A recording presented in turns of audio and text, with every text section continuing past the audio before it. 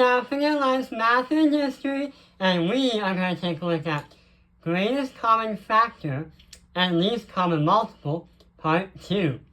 So we're going to do a word problem and see if it's greatest common factor or least common multiple. Max and Lily are married. Both also have jobs. If Max works 4 days of the week and Lily works 7 days in a week, how many days do they need to wait for a romance dance of the two? So they're trying to have this dance, but they have to wait for some time because 4 days and 7 days are not even. So what we have to do is do upside down division. We have over here 4 and 7.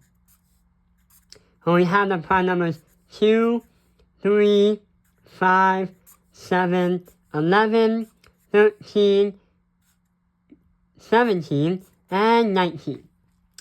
So what number works into 4 and 7? Well, it doesn't really work out well. We can do 2, and then that 2, or that 4, becomes a 2, and that 7 is brought down. So we don't circle anything, because we circle if both work. We don't circle if one works. So since 2 goes into this, but not this, we don't circle it. And then we can do 2 again. And then this 2 becomes a 1. So that 7 becomes a 7. We just carry it down.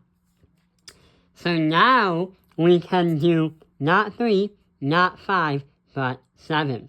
So we're going to put 7 right there, and that 1 goes down here, and that 7 becomes a 1. So now we have 1 and 1. So we have 2, 2, and 7. So we need to compare the two.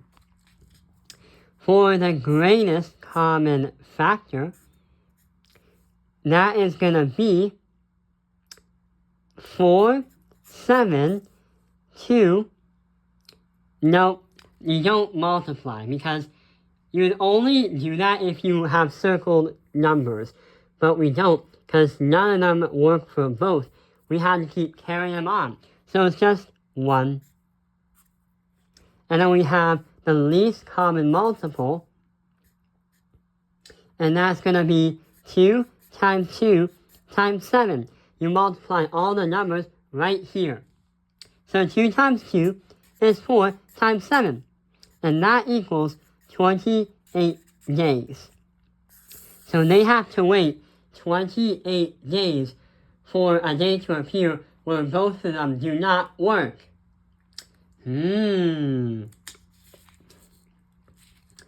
If we take this a little bit further, we can say 28 divided by 7, if we do 28 divided by 7, that is going to equal 4 days. And that's going to be 4. What was that for? That was for Lily. So Lily, 4 days. And then if we do 28 divided by 4, that equals 7. And that's Max. That's how many days that happen for the week. So this is a least common multiple because we don't really have a greatest common factor. It's just 1. The least common multiple is you have 28 days. That is how many days both of them don't have a job or don't have work, and they could have that romance together. So when it comes to least common factor, greatest common factor, and least common multiple, if you're trying to look for pairs, you would do greatest common factor. If you're trying to look for the amount of parts needed, then you do least common multiple. Because the least common multiple is required to find a greatest common factor. So yeah, I hope this video has helped you understand greatest common factor and least common multiple. Thank you for watching California Live's Math Industry. Like and subscribe.